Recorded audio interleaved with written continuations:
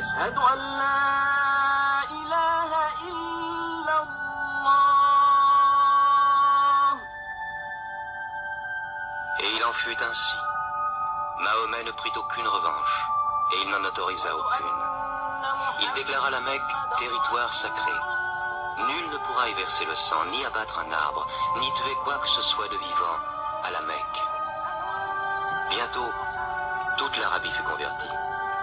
Non seulement à la nouvelle religion, mais aussi aux nouvelles lois, aux nouveaux usages établis par l'islam. Le prophète avait vécu le temps d'accomplir son œuvre. Mais un jour, il commença à ressentir les prémices de la mort. Il lui restait à accomplir le dernier acte de sa prophétie, mettre le sceau à la religion. Il rassembla son peuple, et pour la dernière fois, il lui adressa le message de soumission à Dieu et de l'humanité à l'homme. Ô peuple, écoute, car je ne sais si je pourrai y revenir l'an prochain. Tu partageras ta nourriture avec celui qui n'en a point.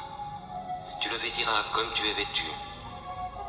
Un jour tu te présenteras devant ton Dieu, et tu devras rendre compte des actes que tu auras commis.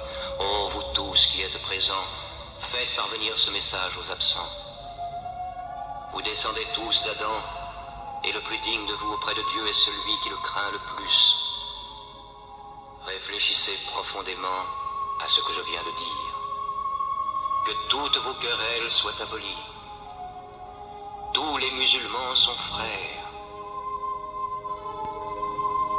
Entre musulmans, il ne doit exister ni race, ni tribu. Les biens d'un frère sont inviolables, sauf de son bon gré. Ne sois ni oppresseur, ni opprimé.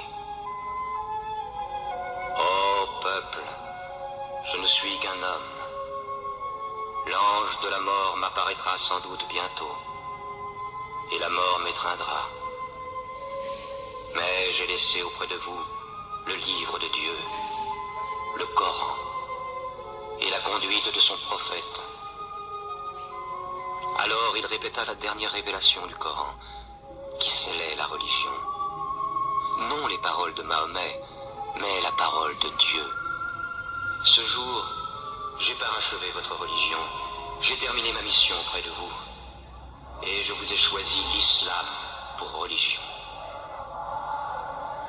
Mahomet mourut dans sa 63e année, le 8 juin de l'an 632. Bon nombre de ses fidèles refusèrent de le croire. Comment un homme comme lui pourrait-il mourir? Mais Abou Bakr, le compagnon du prophète, se rendit à la mosquée. Que celui qui adorait Mahomet sache que Mahomet est mort, mais que celui qui adore Dieu sache que Dieu est vivant et qu'il ne peut pas mourir.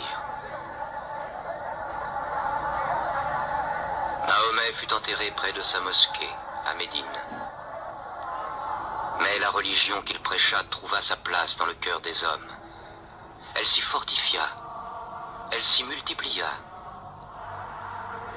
Aujourd'hui, à la Mecque, ils viennent encore.